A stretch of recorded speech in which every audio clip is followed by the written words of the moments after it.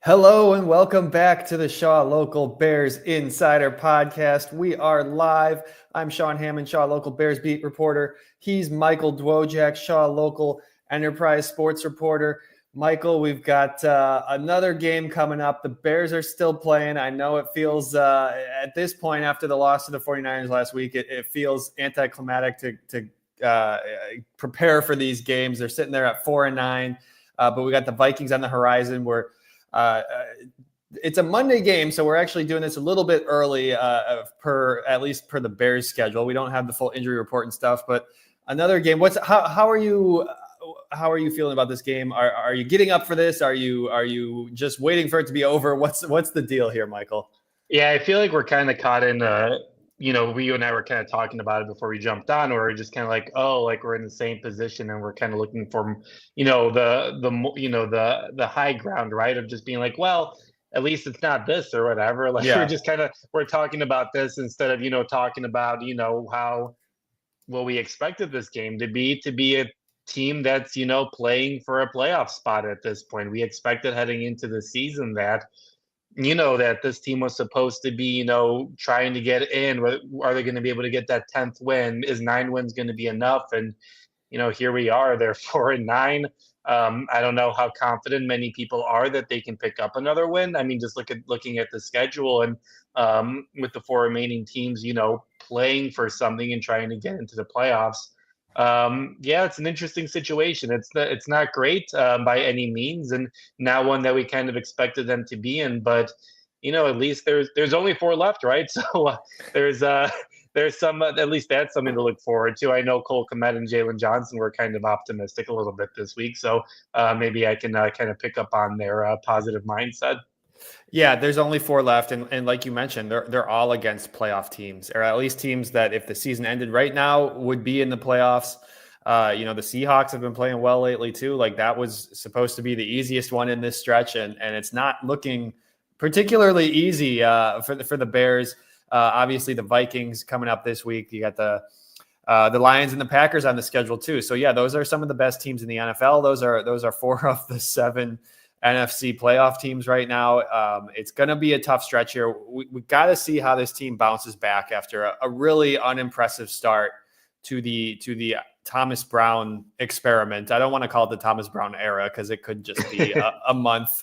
5 games. So that's maybe a little bit ambitious, but the Thomas Brown experiment here. Caleb said some interesting things. Caleb was asked about Ryan Poles and his confidence in Poles, and I feel like it's totally fair for fans and people to be wondering. We kind of talked about this on Monday after the game, but like the depth of the roster was clearly not anywhere near what the 49ers have in that game. You had the 49ers with so many, a handful of really key players out, and it seems like they didn't skip a beat. And the Bears, it just hasn't been that way. When they lose their left tackle, there's issues on the offensive line, and you fired everybody. You fired the OC, you fired the head coach. There's nobody left to fire, and that criticism for where this team is at right now is going to fall on the GM on some level. So I understand why people are talking about Ryan Poles right now, and just what exactly his future is with the team. Clearly, he's not going anywhere. Kevin Warren was fully behind him, or at least is right now. That those two are going to figure out who the next head coach is. Caleb kind of said the things you would expect him to say when asked about it. Like, he says he has a good relationship with Ryan. He also didn't really comment on the job that Ryan has done. He said, that's kind of not my place, but I appreciate him bringing along Rome and Keenan. What do you make of what Caleb said about Ryan Poles this week, Michael? It's an interesting position where, he's obviously the franchise quarterback. He's a starting quarterback, obviously, but he's also a rookie, right? Like, it's kind of you're trying to toe the line of, like, I think any player honestly tries to toe the line and just tries to be like, is understanding that, the general manager is the person who gives you the contracts, who signs you, who, if you do ever get traded or anything like that, you kind of work with them, obviously, to end up in a better spot. Like, you never really want to strain your relationship with the general manager, even if you guys aren't maybe as close as you want to be or what have you. So I thought the comments were interesting, but I also kind of was of the impression of kind of like what did you kind of expect Caleb to say? I feel like he answered it in a pretty good way where it was just kind of like, listen, like I'm the player here, right? Like obviously he was asked about Ryan as a person, and he said that Ryan's a great guy. He's great to work with. He's communicative and that kind of stuff. And then I think the follow-up question was, how do you feel like he's done as a general manager? And Caleb was kind of like, well, it's not really for me to decide, right? And I feel like that, and I feel like that's a fair, answer for him. Like he's a rookie who's just, what are we, 13 games into his career? Like he's still trying to figure out himself out. And quite honestly, like if you're Caleb Williams, I don't think you get anything out of saying anything even remotely close to being negative against Ryan Poles, right? Like I think that's way above your pay grade. I think that's more of a Kevin Warren, a McCaskey family thing to kind of comment. And if you're a player, like, I don't know, you want to keep that relationship good, right? So I wasn't really surprised by his comments. I know obviously you have to ask him the question, you have to ask him about what his thoughts are about the roster, but at the end of the day, what do you expect him to say? Like it's a no-win situation for him to say anything close to being negative. All you want to do is just kind of be like polite. You want to be cordial and all that kind of stuff. And you want to keep their relationship on good terms because, if everything goes right, according to Caleb, and in the Bears' eyes, he could be negotiating a contract extension that can make him one of the highest paying quarterbacks in the league. So why would you ever say anything remotely close to negative about Poles? Yeah, I certainly wouldn't expect that. And you're right. Like that's ideally the way, if this thing works out for both of them, they're going to be the ones negotiating that. Ryan Poles is going to be negotiating that with Caleb Williams' camp a couple of years from now. At the same time, if you're Caleb Williams, your goal is to play in the league for 20 years, and you're probably going to have to manage these relationships with multiple GMs over that span. I mean, frankly, not many GMs are going to be around for that long of a run. And so, yeah, like obviously he's not going to say anything negative, but at the same time, like he's, he has the opportunity. He is not afraid to like say what he thinks, and he has the opportunity to say where he wants his team to go. And the fact that he threw his support behind Poles, I do think is meaningful. Obviously, you're not expecting him to say anything negative, but I do think that it does matter. Look, this is the guy who's going to have to figure out. Speaking about Ryan Poles, like he's got to figure out the best coach for Caleb, and I'm sure Caleb will be a minor player in that. Like he might be consulted at some point. Obviously, I don't think Caleb's going to be like super involved in how they go about hiring the coach, but Ryan Poles said it, like whoever is going to be the coach has to have a plan for the quarterback position. That is like number one, outside of like being somebody who wins games. Number two is like developing this quarterback into a pro. Yeah, I would agree. And it's interesting just looking at, you mentioned earlier talking about people love to play the blame game. We're probably guilty of that too, obviously, as reporters. Sometimes obviously you want to when you're expecting to go into the playoffs, that's obviously why, you try to analyze what went wrong, like what possibly went wrong. And I think, Ryan Poles is getting a lot of those questions right now, right? Obviously, this is the roster that he kind of put together. He built it, and he talked about the culture. He talked about the character of the team. So it's just interesting, just kind of looking at where we are at this point and where Ryan Poles kind of plays a factor into this stuff because I don't. There's some thought out there where it's just like, is Ryan Poles going to resign? Is he whatever? Is Kevin Warren in charge and that kind of stuff? And those are all very interesting points. But I mean, I think at this point, you're kind of the mindset that Ryan Poles, I think you take what Kevin Warren said at face value, and you're kind of like, Ryan Poles is the guy who's in charge here. I think we can evaluate what Ryan Poles has done over his 3 years? Yeah, 3 years in charge and what he's been able to build up this part. But it does seem like it's going to be Ryan Poles who's making these decisions. And it's really interesting to see how much he's learned from those experiences. Maybe we'll hear more about that at the end of the season. But plenty of blame going around. And obviously, I think Ryan Poles, that's why Caleb's kind of had to ask about it, and Ryan Poles is kind of being evaluated in the public eye just based on everything that's gone wrong this season. This is just my opinion. I feel like there's no chance Ryan Poles is going to resign from his job. I think that's ridiculous. Yeah. He just drafted Caleb Williams. He wants to see this thing through, at least through the rookie contract, at least for the next couple of years. You don't get many opportunities to be the GM of the Chicago Bears, of the New York Giants, of, name any NFL team, the 49ers. Like, you don't get those opportunities very often. He's worked his whole life for this. He's not just going to resign. Now, I think he's going to learn a lot about his boss over the next couple of months, and the way that they go about this coaching search. I think he's going to learn a lot about Kevin Warren, and maybe that does inform whether or not he still wants to continue to be here. That's just, I'm not speculating on anything. I'm just saying, like, they're going to be working, as Kevin said, in lockstep. They're going to be talking multiple hours a day to figure out who the coach of the Chicago Bears should be. If Kevin Warren doesn't want to work if Ryan Poles doesn't want to work for Kevin Warren, he's going to learn that here pretty soon. Well, isn't that an interesting conversation? I guess that's an interesting conversation, right? It's just kind of like, when Ryan Poles was hired 3 years ago, the Bears, I think at that point, the Bears didn't have a president, or Ted Phillips was on his way out. I forget he was in his last year. Yeah. So at that point, Ryan Poles was reporting directly to the George McCaskey. Yeah, he was right. And that might be something he might have liked, right? And obviously Kevin Warren wasn't there, and now Kevin Warren is here. And he's involved. Like, it's very clear. Like, I don't think it's overlooking into things. I mean, you don't open a statement about a head coach firing and have an 8-minute monologue, right? You see the stadium presentations. Like, it's all very much Kevin Warren wants to be involved and wants to know that he's involved. And I guess that's his right. Obviously, he's the president of the team.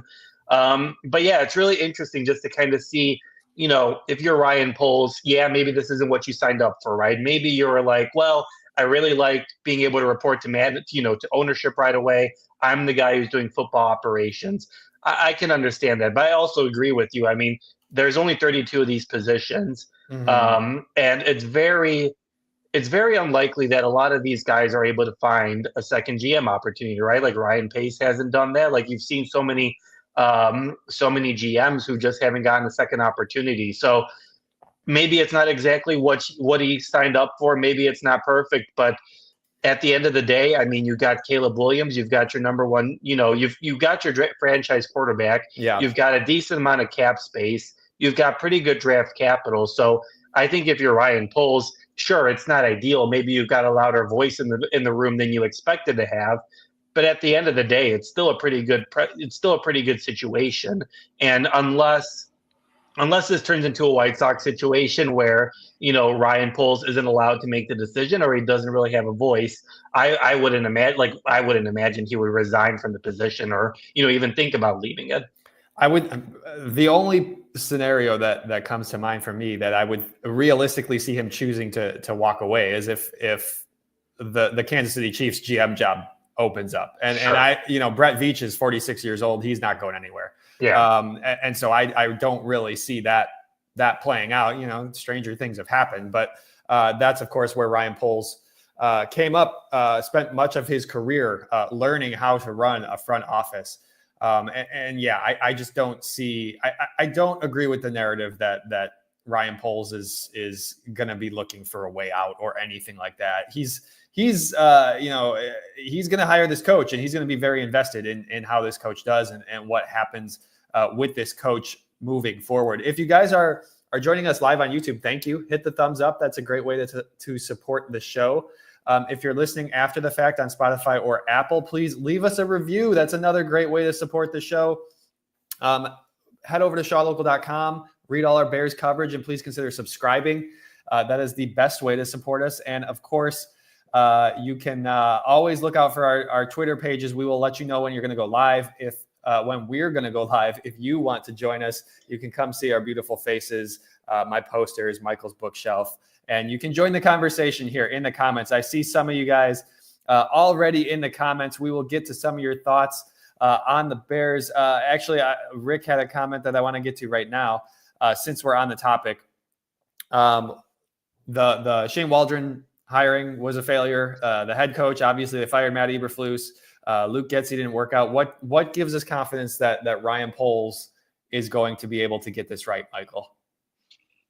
I think the biggest argument kind of could be made here was that a Matt Eberflus hire, right? And did Ryan Poles let his head coach be the head coach and choose who his offensive coordinator was going to be, right?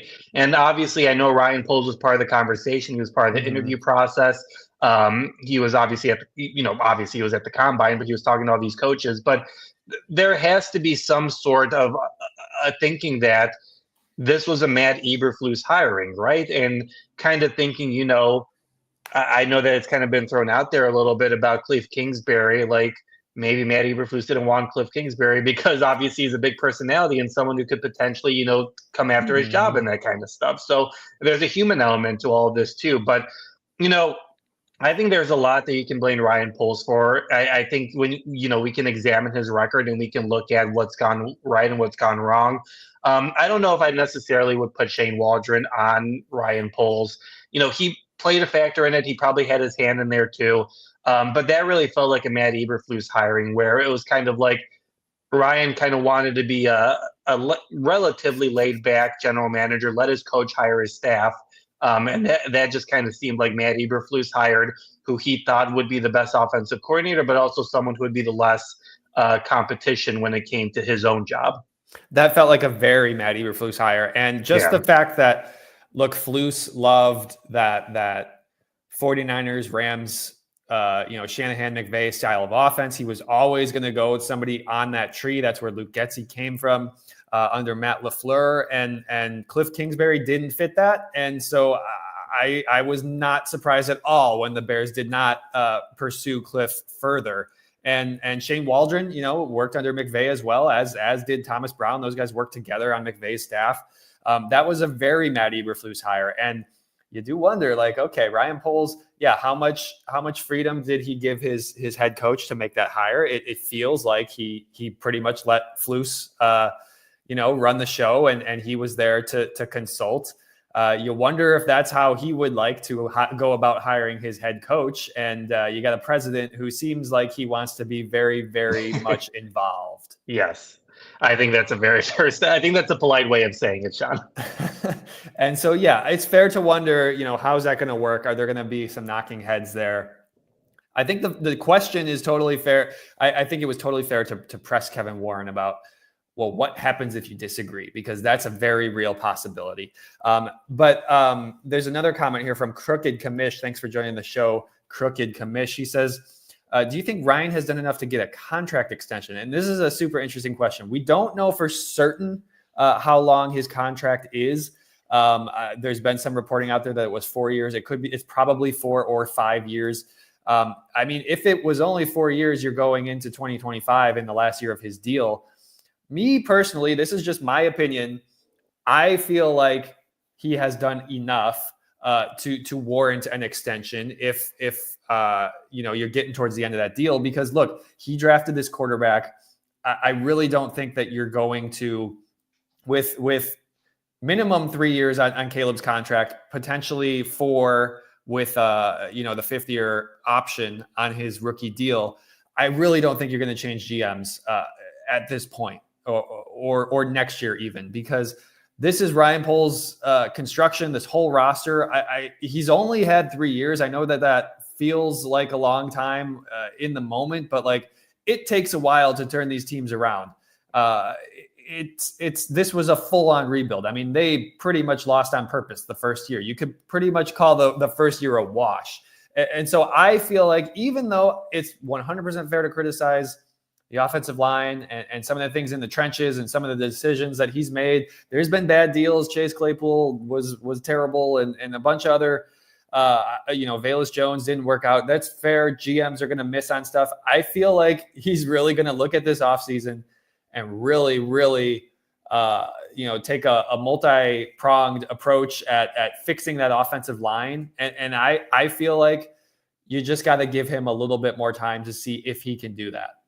Yeah, I think before I give my answer, I think the biggest thing you need to do, I think it's whether it's the McCaskies, whether it's Kevin Warren, is you need to make a decision right now and you need to make everything aligned, right? I think that's the biggest thing. You can't play this 1 foot in, 1 foot out. I think that they've already said, I don't think they've ruined Caleb by any means, but they have not helped. I think Caleb has overcome a lot because of the Bears because they decided to keep Matt Eberflus for an extra year instead of putting the coach on the same time frame as Caleb and all that sort of stuff. So I think the biggest thing is right now is Kevin Warren and the McCaskies were I don't even know how involved the McCaskies are at this point. Maybe this is just a plain Kevin Warren decision, but Kevin Warren needs to decide, is he sticking with Ryan Poles?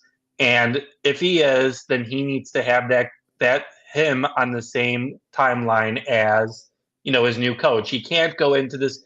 I think if you're a coach, if you're Ben Johnson, if you're Mike Vrabel, if you're Joe Brady, you're not coming into this position with Ryan Poles having a year or two into left with this contract, right? I think you are not going to get the top candidates, obviously outside of the money. But if you are not on the same timeline, you're not going to get a top candidate because your GM could get fired in a couple of years, and then you're set up poorly, and then you're on the hot seat for all of a sudden with the new GM who's trying to lose and maybe a new time frame and all that kind of stuff. So the biggest thing right now is Kevin Warren needs to decide. Is he sticking with Ryan Poles? Is he letting Ryan Poles make this hire? And if he is, everyone needs to be on the same timeline. So the original question was, has he done enough? I think he's like batting, what would the right terminology? I guess he's batting like 250, like something like that. I think I think he's hitting fairly well. He obviously pulled off the trade. There was some luck to get Caleb, obviously, for the Panthers to finish with the worst record, and to pull off that trade. That stuff has been good. I think for the most part, Poles has learned from his mistakes. I think he learned from the Claypool trade.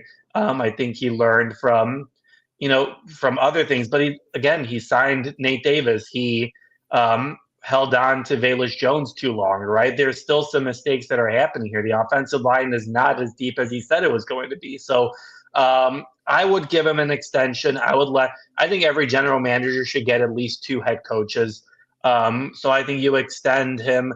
I think you put him at the same contract as whoever your new head coach is going to be, and you let those 2 figure it out. And if it doesn't work out, you clean house and then you figure things out. But hopefully that doesn't happen for the Bears case. But I do think that it is essential that everyone is on the same timeline and you don't have any more disparities, because that has really, really hurt this franchise for the past, whenever since George McCaskey took over in 2011.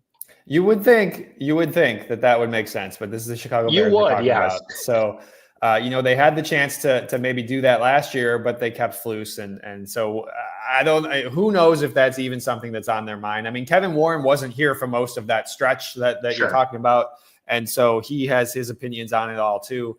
I do just think, look, with a GM, I know some teams can turn this thing around quickly, but I think that's not often the norm. And if your first draft class hasn't even finished their rookie contracts yet, it's far too soon to really judge truly like whether or not he's a good GM. Which actually that kind of leads me, speaking of his first draft class, that leads me to Jaquan Brisker, one of his first draft picks. Thomas Brown said this week we do have a game to get into, so I want to change course a little bit from the GM talk. But Thomas Brown was asked about Jaquan, and he basically said, I don't know if he's coming back this year. That's obviously sad and not what you want to hear if you're a Bears fan. On some level, if the season's over, I kind of get why you wouldn't really want to rush a guy back, but we don't know what's going on behind the scenes. We don't know why Jaquan hasn't been able to get out of concussion protocol, but it's just a bummer that we're not going to, he could still be back. That doesn't mean that he won't be back, but it's a bummer that it feels like we're not going to see him the rest of the season. Yeah, it really stings for the guy, right? Like at a human element, you're just kind of like, man, this guy was playing so well. He was really essential to that defense. And quite honestly, I forget whether Billings and him got injured in the same game or whether Billings was the game after, but I think Billings was a couple weeks after. But ever since he kind of came out, obviously I think it was the bye week, right? So things have just not looked the same for that defense. And I'm not saying that Jaquan Brisker is the reason why this defense is struggling the way it has. But listen, he was swarming the ball. He was getting to the ball. He was forcing turnovers. He was picking, he was getting interceptions. He was forcing fumbles. He was recovering fumbles. He was just at the ball. And that's kind of the reason why he kind of has had these concussion struggles, though, right? Like, he's a very aggressive playmaker. He plays with, like Thomas Brown likes to say, he plays with a lot of violence. And that's the risk you kind of come with, obviously, if you play with that kind of stuff. This isn't his only concussion. This is his second or third known concussion. His in the third league. known during his 3 NFL seasons. Yes. So, I mean, that's scary, right? Like, that's a very serious thing that's going to affect the rest of his life. So, and it stinks, right? Because I think he's got 1 year left in his contract, or it's that time where you would talk to him about an extension. But if you're the Bears, yes, you love him as a player and that kind of stuff, but to be a little bit less human and more business, I mean, you can't really set your sights and set your money into a guy that you're not entirely sure is going to be able to stay on the field. So it's a really tough situation for him. It stinks for him. It's really tough for such a good player and a nice guy. And it's a tough situation. But like you said, I don't really see a reason why you would bring him back this year. You're not going to win games. You're not playing for the playoffs.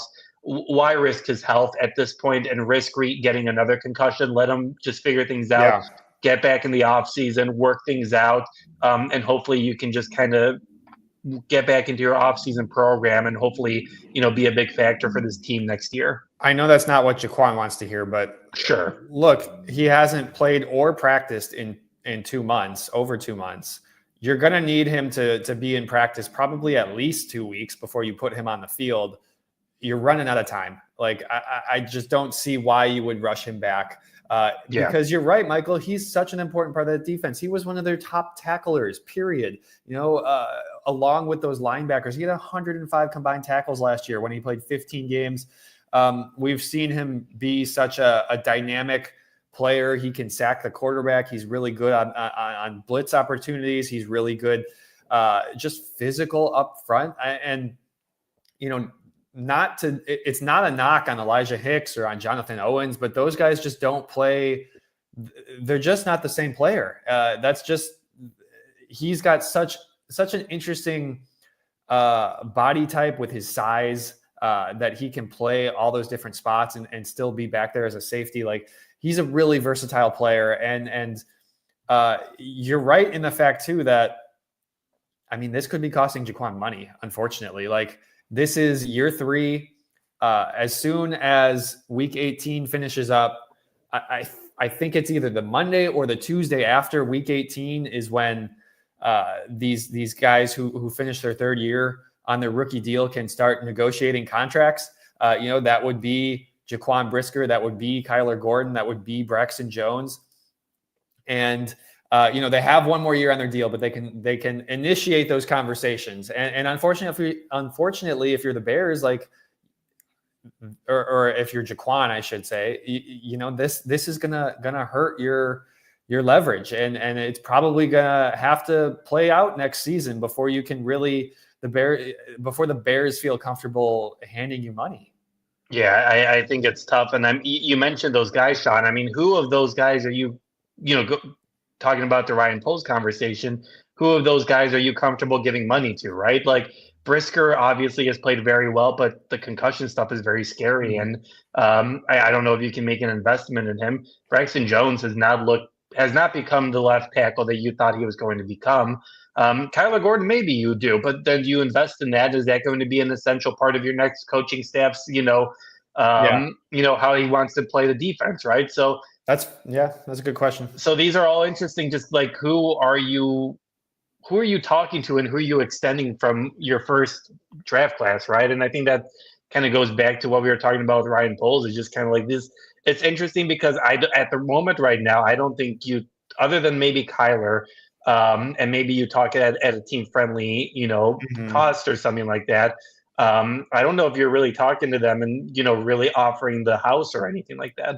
Well, yeah, I think Kyler is the only one who you would consider having conversations that early. Like, sure, you could maybe lock up Kyler if he fits what your new coach likes as well. Every team needs good slot corners. Every team needs a Yeah. good nickel. Like, he's going to be able to play in just about any system.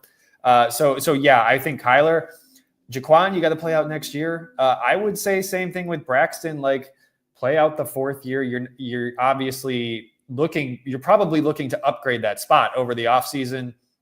Keep Braxton on that 4th year of his rookie deal and see what happens there. I don't think that either. I don't know that either any of those 3 guys we mentioned are necessarily going to break the bank. I mean, I feel like Kyler could get a nice contract, Sure. but also you're usually not paying top dollar for your nickel corner. That's more for your outside guy. And then, yeah, you look at the rest of that first draft. I mean, Velus Jones is gone. Dominique Robinson is not going to get an extension. Zach Thomas, Treston Ebner, gone. Jatiri Carter, gone. You have Doug Kramer, Elijah Hicks still on the roster, and then you have Trenton Gill, the punter, who has been replaced as well. Yeah, I mean, Hicks is a nice backup. I feel like he could be a guy you keep around. Maybe even the same with Doug Kramer. But then again, you're paying those guys a little bit more when they're on their second contract. Even if it's a team friendly deal, you could make the argument you'd be better off drafting somebody and doing the whole rookie contract thing over again. But yeah, that was the biggest news injury wise ahead of this game was I guess the non-news about Jaquan Brisker. A couple other thoughts heading into this Vikings game. Roschon Johnson still out with a concussion. DeAndre Swift has a groin injury. That's something to monitor. We're talking Friday morning. We're going to have Friday and Saturday injury reports because this is a Monday game. So we got a little ways before we're really freaking out about any of these guys. Jervon Dexter had a knee injury in that game against the 49ers. I got to say, I feel like he's probably not going to play. That's just my hunch, having been in the locker room after that 49ers game and again yesterday. I'd be a little surprised, but we'll see how that goes. Ryan Bates still out with a concussion. Josh Blackwell has a shoulder injury. They put DeAndre Carter on IR. That was also kind of notable this week. So you're mixing things up there with the kick return, punt return spot. Josh Blackwell was the guy who came out on punt return after Carter left the game. And as I just mentioned, Blackwell's got a shoulder injury now, so that kind of throws a little wrinkle into that spot. Yeah, maybe you put in Tyler Scott in there. I just got to get that in for the. Yeah, I just got to get that in for the comments. But yeah, it's just an interesting situation. The Ryan Bates thing. I mean, that obviously is a blemish on Ryan Poles' record. How many games has he played? 1 game this year. Then obviously a concussion is like, you don't blame a guy for a concussion or anything like that. But it's just an interesting situation, and obviously another thing that just hasn't worked out. And something I wanted to ask you is, I know Thomas Brown said that the Wednesdays for them for the rest of the year are going to be walkthroughs. Is that normal? Is that just something that teams do at this point of the season, or were you kind of surprised to hear that they were going with that route? No, I wasn't surprised. I mean, the last handful of years, that's kind of how teams have been going. Definitely, like, Flus was very lenient in December in terms of just giving guys rest and keeping guys healthy, and they may have even done that or something similar toward the end of last season and the year before, but I'm not surprised. I mean, it's been a long season. These guys have been going since mid-July. Sure. And look, they know what they're doing.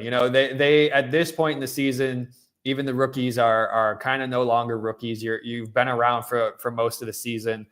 You can use that Wednesday to sort of install through walkthroughs. I think that's fine. Yeah, that makes sense. I was just kind of curious because I don't think I've heard of that of our other teams. I remember Eberflus doing that last year, I don't think, but I just was curious. But it makes the sense, especially given what the next 4 games are going to be for this team. Okay, we got Bears Vikings. Michael, what's your game within the game? What are you watching? What position matchup? What one-on-one individual matchup are you paying attention to?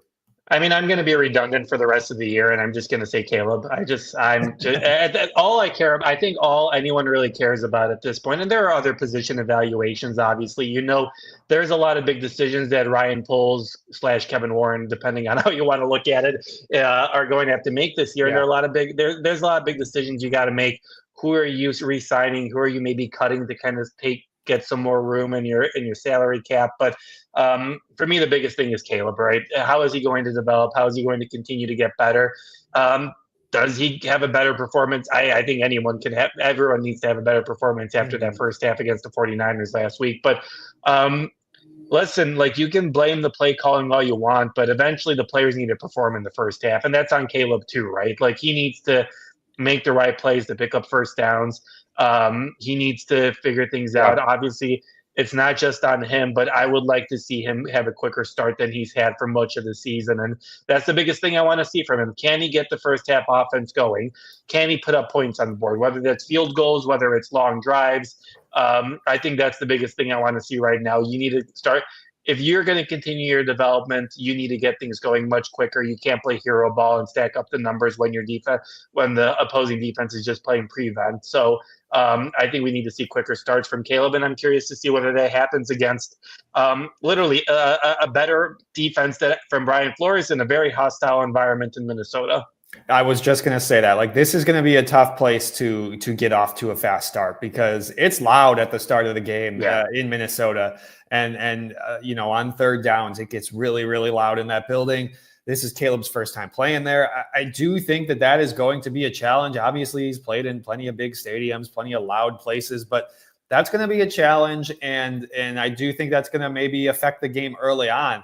And maybe why I would be, I love that pick. I mean, yeah, you're essentially saying Caleb Williams versus the fast start. And I like that. Like, we haven't seen him get off to a fast start. You're right. Like, I mean, you look at his numbers from last week's game and you're like, okay, that's a decent game. But like, it was all in the second half when the game was already over, essentially. And you got to see him get off to a quicker start. My game within the game, I'm going with Eric Washington versus Kevin O'Connell. And I feel like this is a very similar matchup for Eric Washington to last year, similar type of offense, a Kevin O'Connell offense that's from the same tree, similar type of scheme. And the Bears defense really struggled with that. And it seemed like Kyle Shanahan last week in California had the answers for everything. And I would hope that Eric Washington and the Bears defense can be in better positions sometimes, and not just sit back there in that zone. And they're not going to blitz at a heavy rate. That's just not what they do. But I really, especially against Sam Darnold, like, you don't have to blitz him. We talked about that last time they played. Like, Sam Darnold is actually really good against the blitz. But it's got to be a better performance if the Bears want any chance of staying in this game. Yeah, I would agree. And obviously, you got to stop Justin Jefferson. They were able to do that the first time, but then, Jordan Addison went off and, had a career day, and their tight end had a good day too. I forget his name off the top of my head, but you just need to have better performance. I mean, you can't let up what you did against the San Francisco 49ers. I saw Rick say it. Obviously, San Francisco scored 38 on them, and then they put up 6 yesterday against the Rams, right? Like, that's you got to figure something out. And obviously, maybe Eric Washington learned something from his first game play calling the first time in 5 years. Maybe he'll change things up and that kind of stuff. But I mean, that's going to be really essential, not only for, obviously to keep the score down, but for the offense to build any sort of momentum that they want to in a very tough place to play. Yeah, I kind of think this could be a high scoring game. Because the Bears defense really struggled last week. I do think Caleb and the offense could put up some points, but I we'll get to our picks, our score prediction in a little bit. But yeah, I have a feeling this could be a high scoring game. They're going to be inside too. That makes a big difference. Okay, our most valuable Bear, guys. If you're with us live here on YouTube, throw your pick for your most valuable Bear this week in the chat. We'll throw them up on the screen. Just to recap, last week, Michael, you got to pick first. You took Rome Odunze. Oh, nice. Sweet. I went with Keenan Allen. It sounds like you forgot who you picked. And so I did. That's a nice little surprise this morning. Yeah, you went with the guy who scored 2 touchdowns and you dominated. He had 18.2 fantasy points. Keenan Allen had 3. So that wasn't so good for me. Michael, you got a 7-6 lead in our best of 17 series. 4 weeks ago, let's go. Yeah, 4 weeks ago, we're getting down to it. I really need a win this week. I get to pick first, which is good. And man, I don't know. Like, I don't want to pick anybody on this team after last week's game. I don't know what to do here. I have zero confidence in Montez Sweat right now. I feel like he's kind of tapered off a little bit. We haven't seen him really do much of anything since that sack against the Vikings a few weeks ago. Yeah. I'm going to stick with it. Like I said, I think this could be a high-scoring game, a sneaky high-scoring game. So I'm sticking with the offensive side. And this guy burned me last week, but I'm actually going back to the well. I'm going with Keenan Allen. He had a good game against the Vikings the first time around. I think he's been hot other than whatever that clunker was last week. I'm going with Keenan Allen because I think he has a nice bounce back week. I think that's a good option. I think that's good. I think the passing game can get going. I think obviously, and Keenan has been a good safety net for when that happens, right? Like you saw it against Jacksonville. You saw it a couple weeks ago too. So I think Keenan Allen has kind of provided a nice safety net when things have kind of been struggling. And I think that's definitely someone who Caleb can kind of look at and be like, well, I still have this, veteran all-pro wide receiver in the middle of the field usually. If he can catch the ball, I think that would be a big boost for him. Who you got, Michael? What are you thinking here? I'm debating, should I go with Rome again? Should I go with DJ? Saw Crooked Commish say that DJ and Caleb might have a good combo going this week. DeAndre Swift has burned me so many times this year where I don't know if I want to go with him again, but I'm very tempted. But that running attack has just not been good ever since the Green Bay game, I think. I forget what the last good game was for DeAndre Swift, but I'll go with Rick with TJ Edwards. I don't hate that pick. Nobody's picked TJ Edwards, this season. At least you and I haven't. He's been consistently, quietly very good for this defense. I feel like he's always at the ball. He's getting past breakups. But I'm going to score in that. I'll go with DJ. I'll go with that. I feel like he's been quiet for a couple weeks. So I'm going to go with that. And I think that they kind of get that connection, get some screen passes going. Maybe they'll run him a little bit more. I think he seems a little bit healthier than he was in the past couple weeks. So I can see DJ, especially I feel like DJ has good games in national games. So I'll put him in there. That's a really interesting point. He does show up when they're on prime time, when they're on an island. They're the only game everyone's going to be watching. That's a really interesting point. I do like that. I do like that pick. So I got Keenan, you've got DJ. We'll see what happens. I could really use a win. Otherwise, I'm going to be in a 2-point hole here going down to the last 3 weeks. Surprise prediction, Michael. What's something we're not talking about that you think might happen in this game? I'm going to kind of play off the game a little bit. I think that Kevin Warren goes back to Minnesota. He's inspired by the beautiful stadium that he helped build in Minnesota, and I think he finally realized. The news this week was obviously that the Bears in Arlington Heights agreed upon the taxes that they're going to have for the next 3 years. And I think Kevin Warren is finally inspired. He's like, all right, I'm not going to get the money I want in the city. We own this land. We got the tax break that we've been looking for. We won our battle. I think Kevin Warren finally announces and decides that, we're going to go to Arlington Heights. We're going to build this big, beautiful stadium, this big, beautiful campus. And I think that's my wild card. I think everyone has I think he's played on. And I think I do think that he's been playing this entire time. I do think that he's been pushing for this. He's been like, I'm all in on the city. But I think he's been waiting for this news to get the tax rate that he wants in Arlington Heights. And I think the Bears are finally got what they wanted from the school district. And I think that they're finally going to say, this was the plan the whole time. We were just playing with the city. So what is he going to announce that on Monday night before the game? Maybe I could see him joining the broadcast or something like that, breaking into the broadcast, being like, "Hey, I built this place and I'm going to do it again in Arlington Heights." It would be the most ridiculously on brand thing for them for him to say that while he's not even in Chicago. If he's up there in Minnesota, that would be very on brand, like announcing your stadium the day before the draft or some of the other weird timing choices that they've made throughout this whole process. That was an interesting bit of news this week. We'll see what that really means. I mean, I'm with you. I've been saying all along, I feel like they're going to wind up in Arlington Heights. They're just going to, do this, play this thing out a little bit, see what they can get. And it just doesn't seem like Chicago is going to work out, in my opinion. But we'll see. It's certainly, I want to hear from Kevin Warren now that is settled. Like, does that change things? Not that I think he would give us an honest answer, but No, I would really like to know what his true opinion is on this. I like this, heading back to Minnesota, gonna see his crown jewel. I like where your head's at, Michael.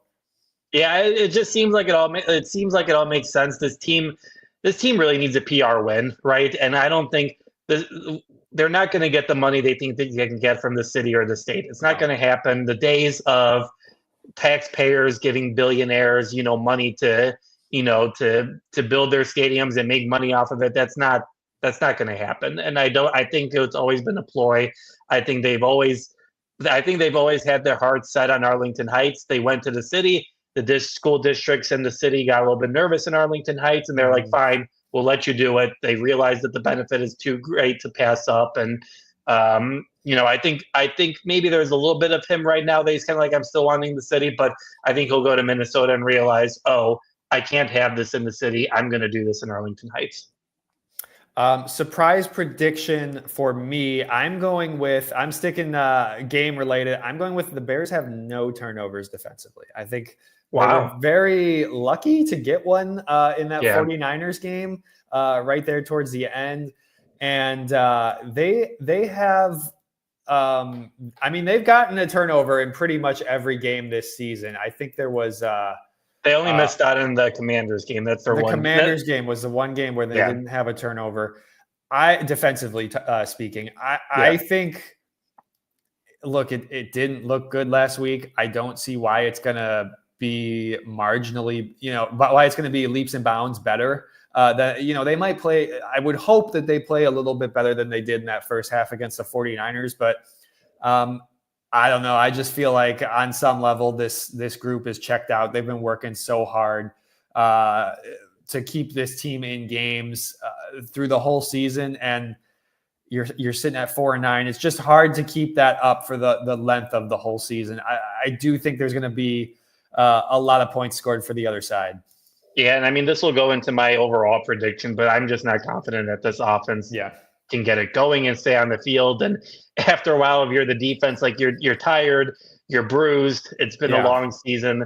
At some point, I'm not going to say that they're going to give up, but I do think that after a while, it just wears on you, and you're just kind of like, man, like, what am I supposed to do? The offense can't get things going. Like, I can see it getting ugly pretty quickly. And maybe me saying checked out might be too harsh of a term, but the pass rush with 4 has not been good. No. And that's how you have to beat this Vikings team. Like we said, Sam Darnold's really good against the blitz. Ideally, you would get some pressure on him without having to blitz. And I don't know if the Bears defense can do that right now, especially if Gervon Dexter doesn't play in this game. You're already without Andrew Billings. Montez Sweat has been kind of a non-factor lately. I don't see it happening.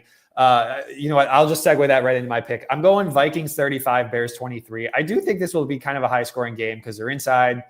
I think the Bears can put up some points, but I think the Vikings win this one by a couple of scores.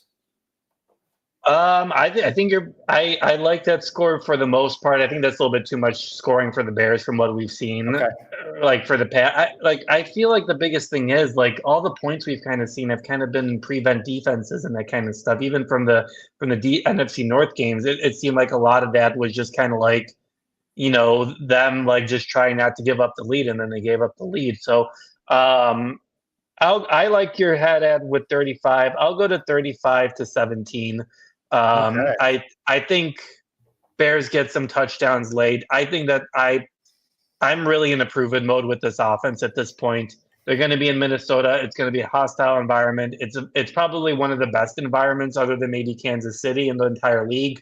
I think it's going to be a big growing lesson for Caleb. He obviously saw how he did in Washington in front of a really, hostile environment there. So I think it'll be interesting. I think the offense is just going to be slow, and I don't think they're going to be able to come back up and compete in this one.